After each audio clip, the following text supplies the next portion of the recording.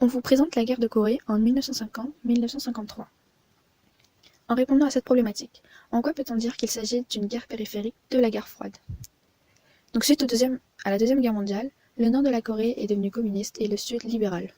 Le désir de chacune des régions de vouloir reprendre le pouvoir sur tout le territoire crée une division interne qui reste jusqu'à la création officielle des deux États en 1948. C'est à ce moment-là qu'il y a la création de la Corée du Sud, qui est dirigée par Syngman-rhee, et la création de la Corée du Nord, qui est dirigée par Kim Il-sung.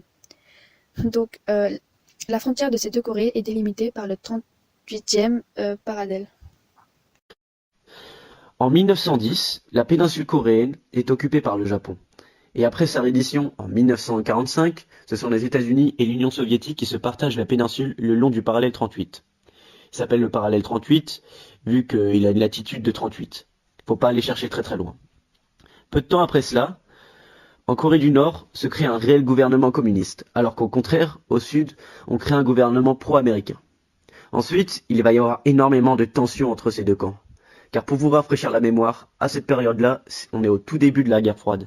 Du coup, le parallèle 38, c'est une vraie frontière politique. Après certaines tentatives de réunification, le 25 juin 1950, la Corée du Nord va envahir la Corée du Sud. Et c'est le début d'une guerre qui va durer 3 ans. Il y a un accord entre l'Union soviétique et les États-Unis, disant que aucune arme nucléaire n'est acceptée lors de ce conflit. Ce sera une guerre, du coup, plutôt traditionnelle. Du côté de la Corée du Sud et ses alliés, nombreux soldats américains sont mobilisés, mais aussi d'autres pays comme le Royaume-Uni ou la France. Les États-Unis feront un appel à la mobilisation de l'ONU, et l'ONU répondra positivement à cet appel. Et de l'autre côté, du côté de la Corée du Nord et de ses alliés, on retrouve l'Union soviétique, la Chine et évidemment la Corée du Nord. Plus de 1 million de soldats sont mobilisés des deux côtés. Et bon nombre d'entre eux ne reviendront pas vivants de ce conflit, malheureusement. À la fin de la guerre en 1953, on compte à peu près plus de 450 000 morts du côté de la Corée du Sud et de ses alliés. Et du côté de la Corée du Nord, on compte plus de 1 million de morts. De plus, ce conflit n'a pas vraiment mené à grand chose, vu que aujourd'hui, le territoire est toujours coupé le long du parallèle 38. En quoi peut-on dire que la guerre de Corée est une guerre périphérique de la guerre froide? Alors tout d'abord, la guerre de Corée signifie le basculement de la guerre froide hors de l'Europe, puisque cette guerre va se déclencher à cause de la guerre froide. Elle va se déclencher à cause de la guerre froide parce que la Corée du Nord, avec le soutien de différents pays, et notamment avec le soutien de l'URSS, va essayer d'envahir la Corée du Sud pour créer un État communiste. Donc on va retrouver encore une fois la lutte idéologique de la guerre froide entre le communisme et le capitalisme.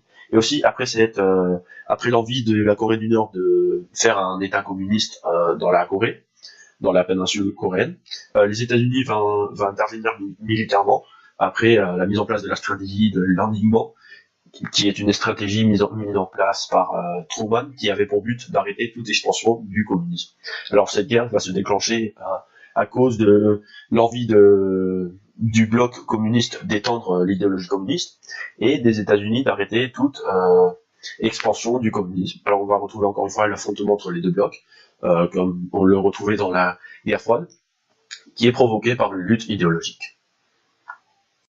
Depuis quelques semaines, les relations entre la Corée du Nord et la Corée du Sud sont de plus en plus tendues.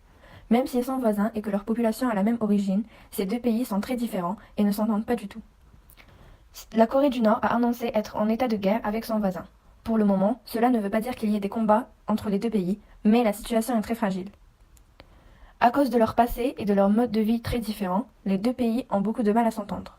De plus, ces deux pays sont toujours en guerre puisqu'ils n'ont pas réussi à trouver un accord en 1953. Les tensions se sont rallumées en février 2013, quand la Corée du Nord a procédé à son troisième essai nucléaire, pourtant interdit par l'ONU. Depuis, le temps monte et la Corée du Nord a mobilisé son armée et menace la Corée du Sud et son allié les États-Unis de les attaquer si l'ONU ne lève pas ses sanctions. Elle les provoque en montant son armée lors de grands défilés militaires ou en les insultant à travers les médias ou sur Internet. En réponse, la Corée du Sud a envoyé des chars à la frontière. Néanmoins, sa position, ainsi que celle des États-Unis, est de ne pas répondre à ces provocations par les mêmes provocations. À l'issue d'un sommet historique organisé ce vendredi dans la zone démilitarisée qui sépare les deux Corées, les deux dirigeants de Corée ont assuré qu'un traité de paix entre les deux pays serait signé dans le courant de l'année. Après une journée de réunion et une conversation privée d'une demi-heure, les deux dirigeants ont déclaré qu'ils chercheront cette année à mettre fin à la guerre qui les oppose de manière permanente. Les deux voisins chercheront à rencontrer les États-Unis, peut-être aussi la Chine, signataires tous deux du cessez-le-feu, en vue de déclarer la fin de la guerre et établir un régime de paix permanent et solide. Les deux dirigeants ont ainsi convenu de cesser toutes leurs activités hostiles sur terre, mer et air, et ont exprimé leur volonté de transformer la zone démilitarisée qui sépare les deux États en une zone de paix. La Corée du Sud et la Corée du Nord vont déclarer cette année la fin de la guerre de Corée, dont l'armistice avait été signé en 1953, et vont transformer l'accord de cessez-le-feu en accord de paix.